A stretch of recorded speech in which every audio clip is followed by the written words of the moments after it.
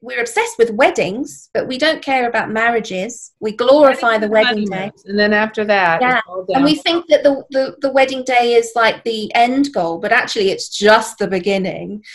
They're not prepared for it. Suddenly they find themselves married with someone else to care for, you know, and babies come along. They haven't had any preparation in how to deal with it emotionally, or a skill set, because their mothers haven't been around to teach them to cook and to maintain a home and to demonstrate. And we learn by observation as well, you know.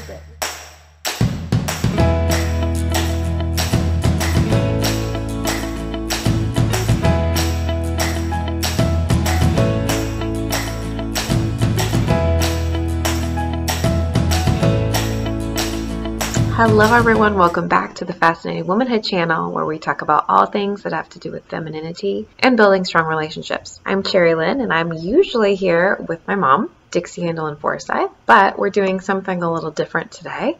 We have Alena Kate Pettitt, ladies lifestyle author and founder of the Darling Academy, here with us today. She is talking with Dixie about femininity subjects as well as etiquette. This has been a really, really special time for Dixie and Alena to get together. Alena has been a friend of Fascinating Womanhood for a while, but this is our first chance that we've had to interview her, and it was really special that it was just between her and Dixie. So without further ado, I will introduce Alena and Dixie to you.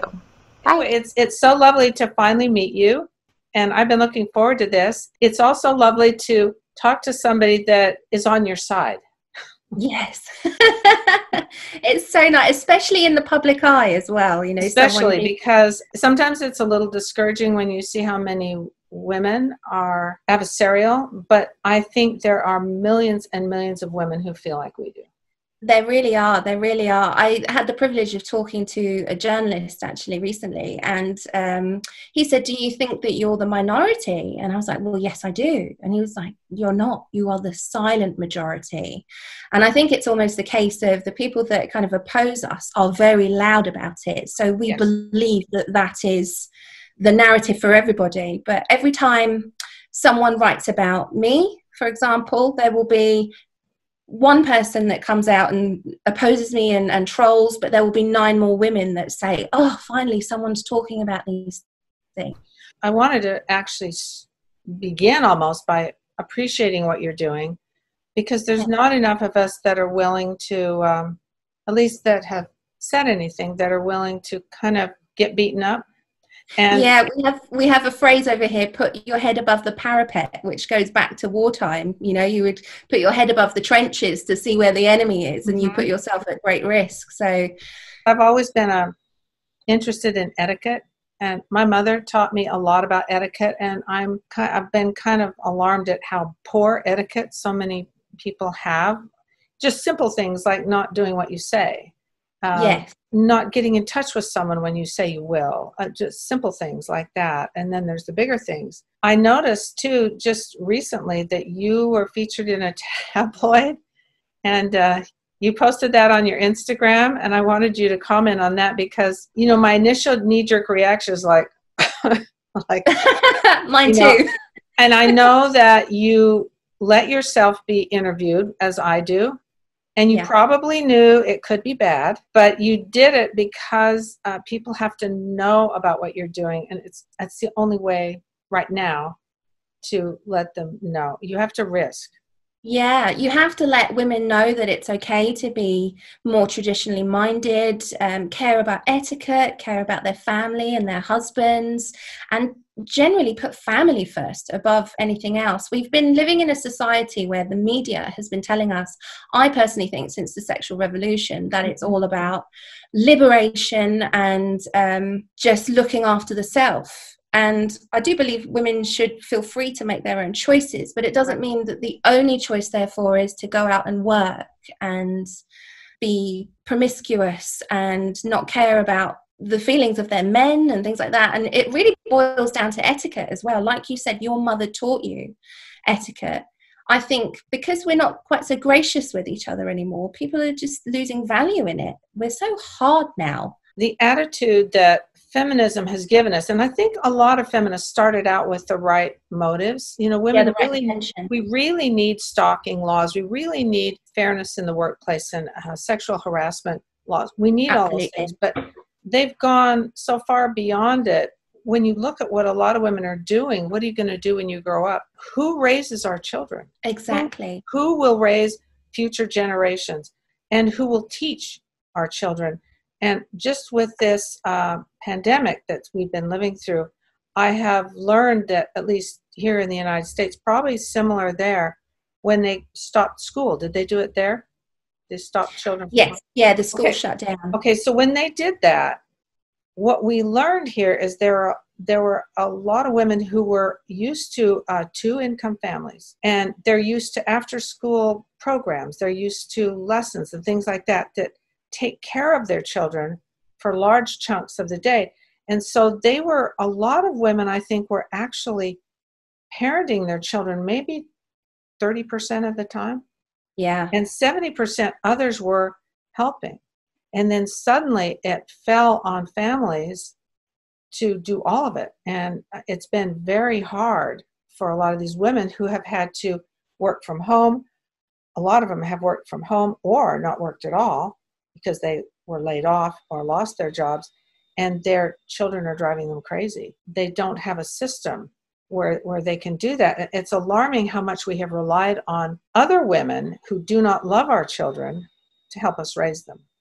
Yes, and the ironic thing is that they're getting paid to raise children, and they are celebrated for being working women and having a job. Yet the woman that stays home and raises her own but is unpaid for it is vilified. You know, why don't you go and get a job? Why don't you go and, you know, kind of go back into the workplace? So there's no value placed on women who raise their own children, do so willingly, do so lovingly, and take it in their stride. And I think, you know, I think there's a lot of pressure on these women who are working outside of the home. They're stressed out because they're unpracticed almost, because they have relied so heavily on schooling systems and childminders and nannies.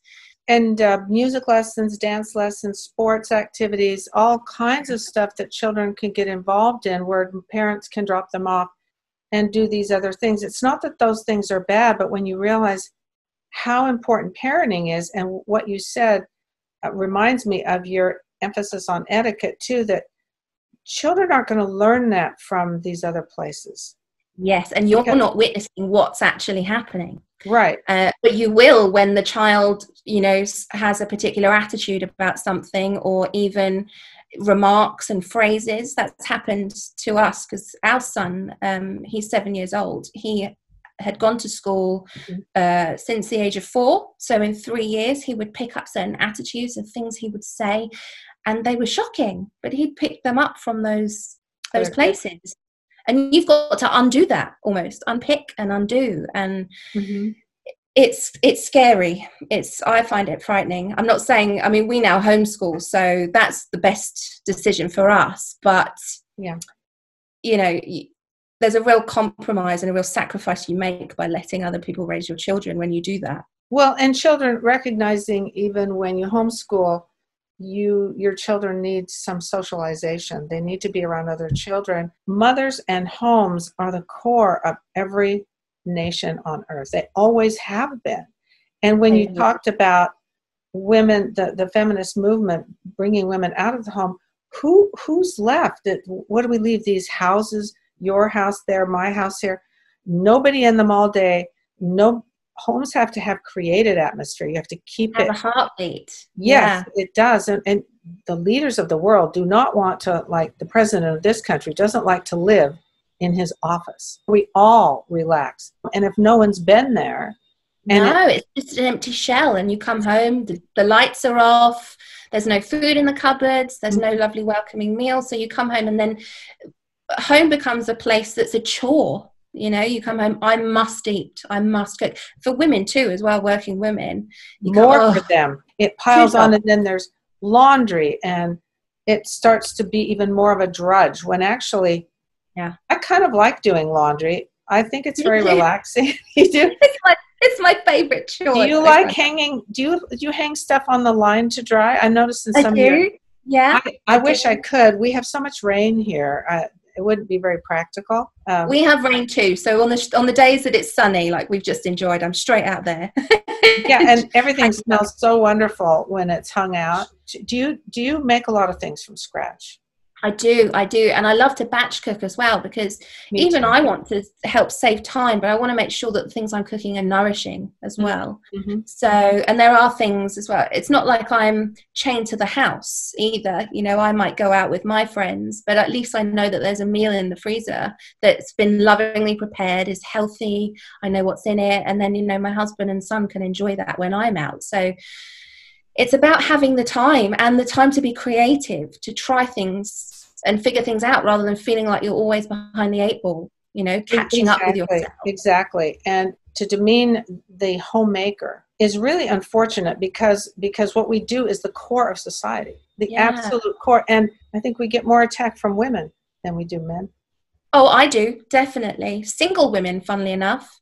I'm yet to have, you know, a happily married woman with children send me spiteful messages and things like that. It's always young single women. So I'm very concerned about where they're getting this indoctrination from, to despise women who, people hate this word, but serve their families and enjoy doing so. You know, where it's concerning. Where is it coming from?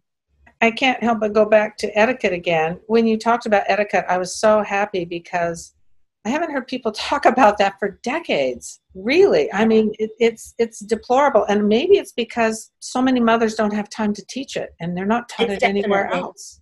It's definitely down to that. And I do believe they used to have lessons in school as well, particularly kind of pre-1960. We got rid of the debutante, I think, in 1958, I believe. It was either 1958 or 1962. What was that? The Queen kind of... so they used to have, it's the coming out season, the presentation season, so debutantes.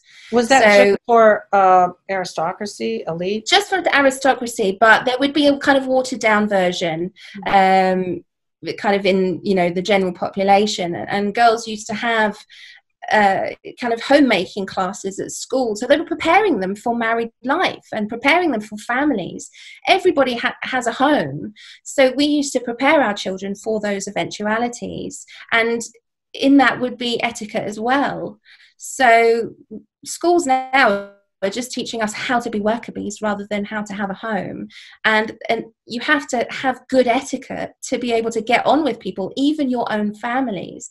So that's why I wrote my book, English Etiquette, because I had all of the old etiquette books, but they were very much for the aristocracy. So what to do with a snail fork, what to, you know, how to write letters to royalty, as if, you know, how to be very proper.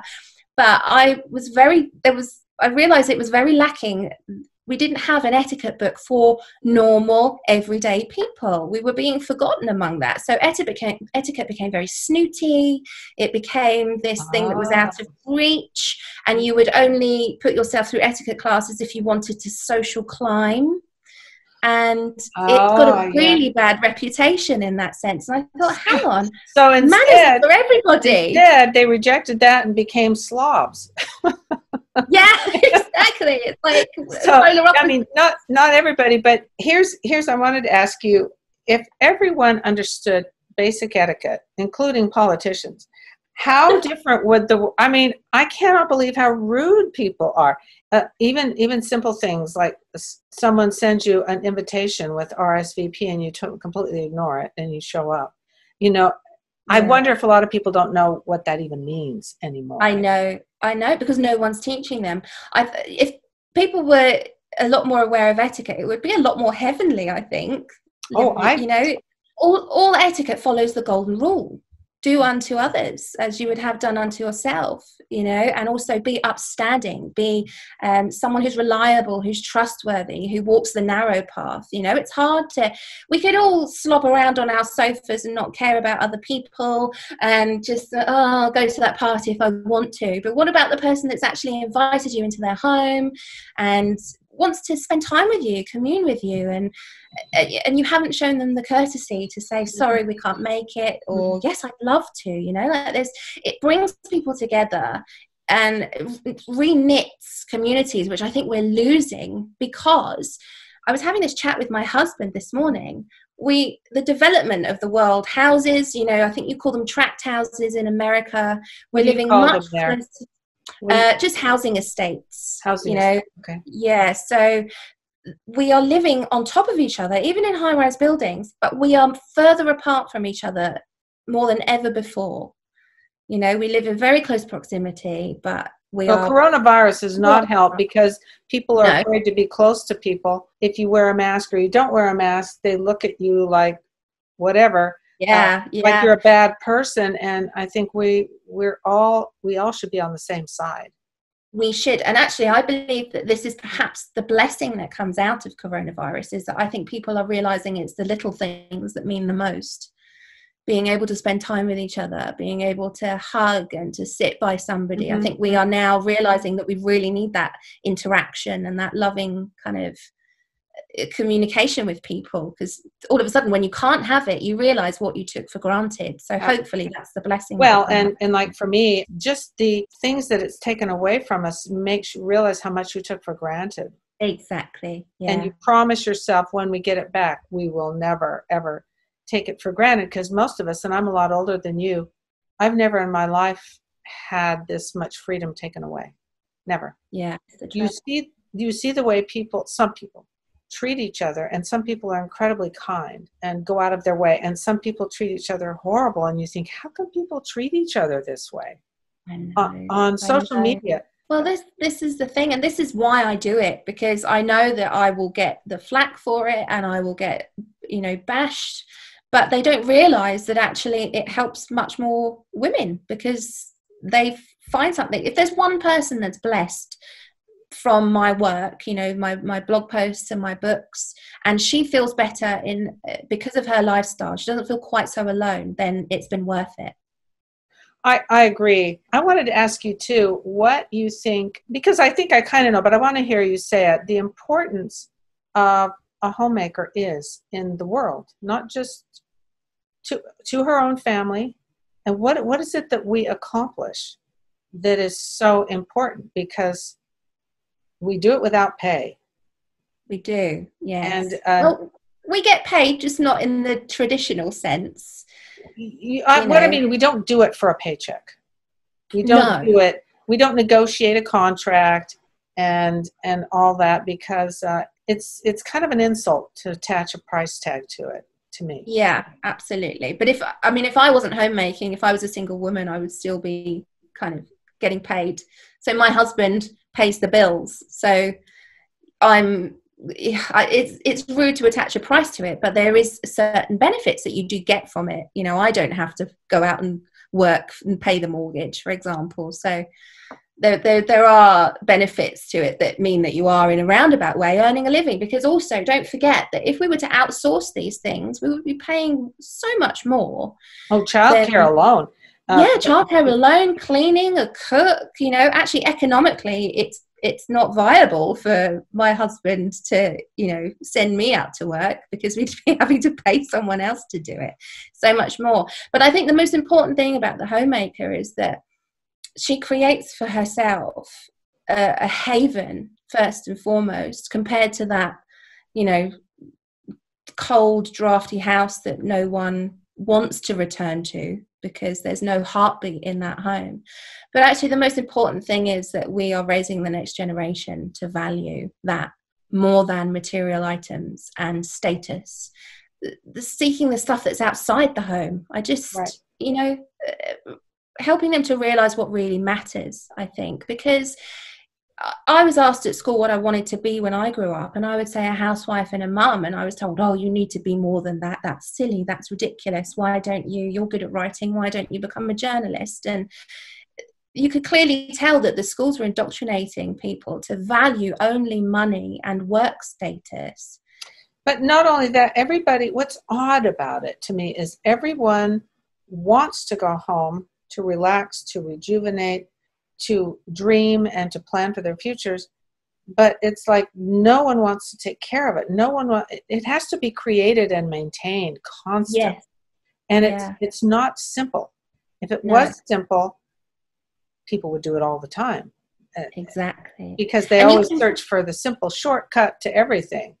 Yeah, and you can really tell the difference when you walk into someone's home and you can tell that there's that love that's been put into it, you know, or you, because some places you go in and it's so cold, you know, it's not a home. There's a difference between having a house and a home. Right.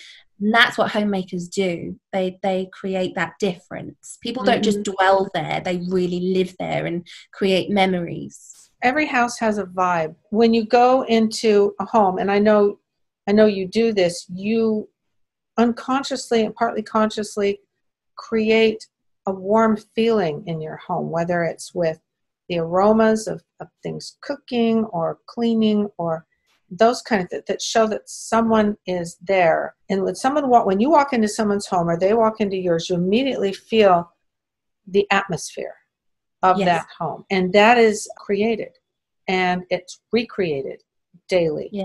And it's a conscious thing. And so when people come in, you want them to feel like, I can relax here. I am welcome here. I'm not going to be attacked here for, even if I think something a little bit different than you, it will be respected. And that's when people are at their best. And when your family's at their best, your husband, your children, they have the opportunity to have the best self-esteem and to learn the most and to become the best they can be. That's why home is so incredibly important. And this is how etiquette ties in with homemaking as well, because etiquette is about making other people feel comfortable in your presence. Mm-hmm. So, and that's the strength of homemaking, I believe. I've always thought that the Queen was quite gracious. You never hear her say some snarky remark. She's always very polite. I mean, I'm sure she has personal opinions that she shares with her husband behind the scenes, but she is always, in fact, I think I used her in my book as an example of being gracious. I've used her in my book, actually. Yeah, she's a perfect example. And she's done it her entire life. And so that's why I think and there's other women too, but she's probably one of the world's most famous people. We always go back with trad wives to the 50s. And I kind of resist that because the 50s wasn't where it was at. And because second wave feminism came out of the 50s, and so did Fascinating Womanhood. Both because women weren't happy. And so going back to the 50s is sort of like it represents something rather than it actually was. Yes, absolutely. I mean, I refer to it in the sense of the media, because my gripe is really against the media, the way that the media portrays the housewife, because we watch so much television now, so many movies, we've constantly got a screen in our face. So we are subliminally taking in all of this messaging about housewives and homemakers. And, you know, think about Desperate Housewives, think about Real Housewives of Beverly Hills or wherever. They're not real housewives. Fake. Completely fake. Yeah. They're all shouting at each other. We have our soap operas over here in England. All of the women are portrayed as miserable and they can't wait to get away from their husbands and their children. And they're frumpy. And they don't know. So I think obviously it was the kind of the social engineering at the time, and obviously the advertising agencies and executives that really promoted this idea of the housewife, the happy housewife.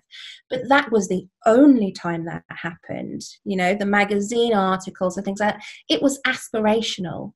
So that's what I would love to take from the 50s and apply today, because then women would have two choices. They've only got one if they want to be celebrated today, and that's to be a career girl. Well, and also, Alena, I'm old enough that I realize, even though I had 7 children, they weren't little very long. There's a lot of years before and a lot of years after when your children don't need you so much. You can do all. I have a friend who raised, I think she had 4 kids. And when her kids were almost grown, she went to medical school and became a doctor. She did that. And then now she just ran for public office. It's an election year here. And she won some Congress seat. Her kids are grown. She has grandkids. Why not? Why can't you do things in their seasons too? Exactly. Yeah, and Phyllis Schlafly as well. She did her law degree much later, didn't she? Did you see the Mrs. America? I did. My mother actually communicated with Phyllis Schlafly during that time. They hadn't met in person, but they did Right. No, email. Correspond, yeah. They did correspond, and my mother always admired what she was doing. Yeah. There was one scene that really stood out to me, actually, because Gloria Steinem was having a relationship, and it was showing her having this really fantastic sex life with the man that she wasn't married to.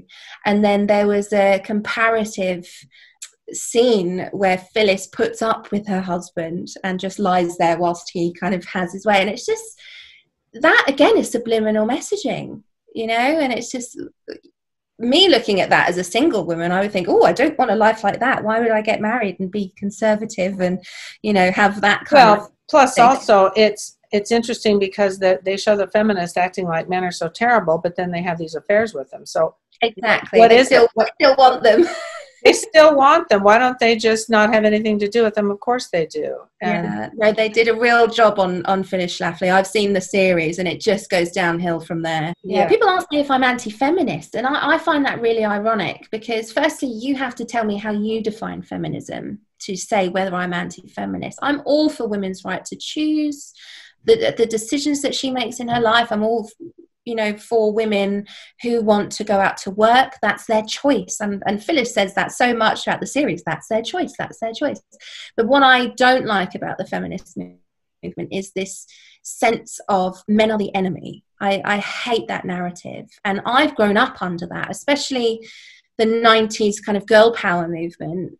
Oh, yeah. It's still going on. It's still going on. Yeah. And I've given birth to a son. How am I supposed to explain to him that the future is female and, you know, he's the worst thing ever? We watched this movie that we had, a World War II movie. It was called Greyhound. It was about a World War II battle. Right from the beginning, it was you're on the edge of your seat because they're being attacked by German U-boats. What's interesting is the difference between what these women in Mrs. America were doing, acting like men are so terrible, and then the next movie showing men risking their lives, dying. And yes, I said to Bob, I'm so glad that women didn't have to do that. I know, and we treat them so badly, but they're disposable. You know, they get drafted into war. They hundreds of thousands, if not millions, of men have died to protect us, and they still do. My husband would stand in front of a bullet. It's natural order as well, if you think about it. If you think even in the animal kingdom, you know, the kind of, you're very vulnerable when you have young children, especially. When you're pregnant and have young children. Yeah. And so it's a natural thing. And why then do we nest? Like, thinking about homemaking and the requirement of a home, why do we have this natural hormonal instinctual urge to want to nest and create this place for our offspring? You know, and the man is happy to, he's, you know, testosterone, he's happy to go out and provide and very proud, you know, of what he has at home. So I just feel like this is what feminism is tearing apart, which is really sad. And then families get torn apart. So the natural order of things is just, well, yeah. And we need masculine men, and we need feminine women, and we need women who realize and appreciate that home is the core of any country. Yeah. Like we say in Fascinating Womanhood, if a nation's women are mostly corrupt, there's not any hope for the men. Because women have a civilizing effect, good women have a civilizing effect on men. And it's not that men are brutes or anything like that, but because of their testosterone, they would get into more trouble than they do when they have a family, they have a job, and they just have responsibilities. Yeah, it's good for them. Yeah, we're being told as women that we're powerless, and the patriarchy rules, and we've got no power. We've got so much power. It's ridiculous. Complete nonsense. Some people have really criticized. We've said Marilyn Monroe is feminine, and they say, "Oh, but she was a horrible person." And I think, well, we're not requiring someone to be perfect. We're just saying she was very feminine, and she always was. Now, she had other problems, but she was, and she. There are quotes about her saying how one of the things she's really grateful for is she was born a woman. Women have a very important place in society, and it isn't what some of these women think. They think they have to act like men. It's not going to give you what you want, because women make poor men, and men make poor women. So They really do. And it's just, and unfortunately, femininity and masculinity are becoming dirty words. We're not allowed to use them anymore, apparently, lest we, who are you to define femininity? Who are you to define masculinity? And it's just like, well, no, who is anyone to define it? But the thing is, we were created differently for a reason. Let's celebrate that. Let's celebrate our individual strengths rather than trying to, wishy-wash everything and blur the lines too much, because then it just becomes chaos in our homes and our society. Boys growing up need to know that masculinity is valuable, because they're, especially teenagers, they get hormones and they need to feel like they're not toxic, that they are needed. They're not wrong. No, they're not wrong. Their masculinity, their good masculinity, appreciated and encouraged. Yes. And I think girls too need to know that their femininity is wonderful and should be encouraged, because thinking back to my childhood, and actually I don't know if this was relevant to you, but boys growing up, they are into rough and tumble and maybe football and fast cars and sports, and we never take that away from them. And yet young girls, they want to play with their tea sets and their dolls' houses and their dolls. But as soon as there's any inkling of puberty happening in that girl, it's taken away from her. It's seen as not normal. She's suddenly... Yeah, I mean, do you recall that when in your childhood, or have you seen it in other girls? Because it's worse in your generation than mine. Yeah. I remember when I was in high school, the first time I heard girls say, what do you want to be when you grow up? And some girls were saying they didn't want to get married and have a family. And I thought, what? That was my dream mine too. Cooking and that's why I had my dolls. I had my babies lined up, and I couldn't wait to have the little house and the fire. Yeah, but that's the funny thing. Girls have to suddenly become something else for a specific period of time. So from birth until the age of maybe about 12 years old, and then from 12 years old until it's socially acceptable for her to marry, and that age is becoming later and later. Yes.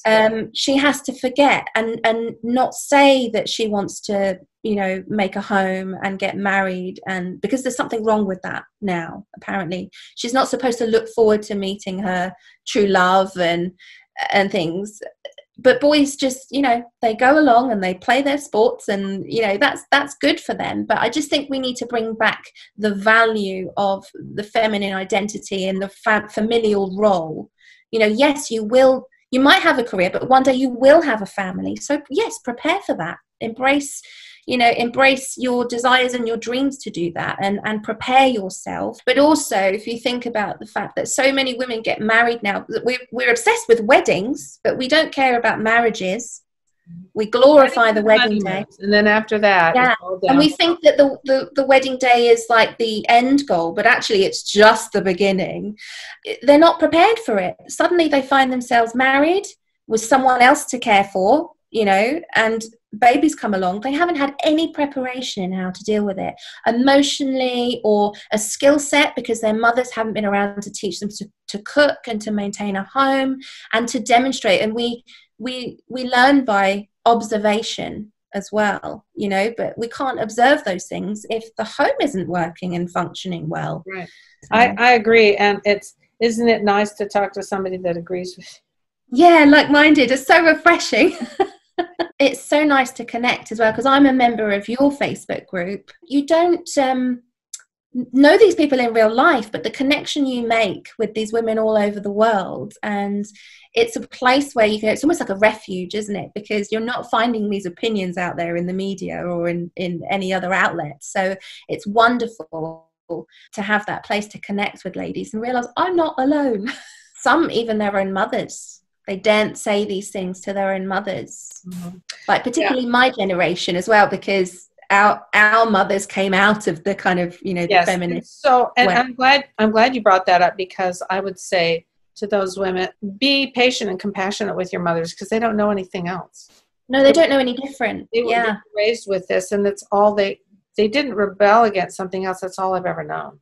I know. And I get them asking me all the time, what can I do? And sometimes these mothers are really quite opinionated. Oh yeah, oh yeah. The thing is, you don't need to explain yourself. Literally, the one phrase that I say, when they say, aren't you going to go back to work? You should be doing X, Y, Z. Just say, we're happy as we are for now, thank you.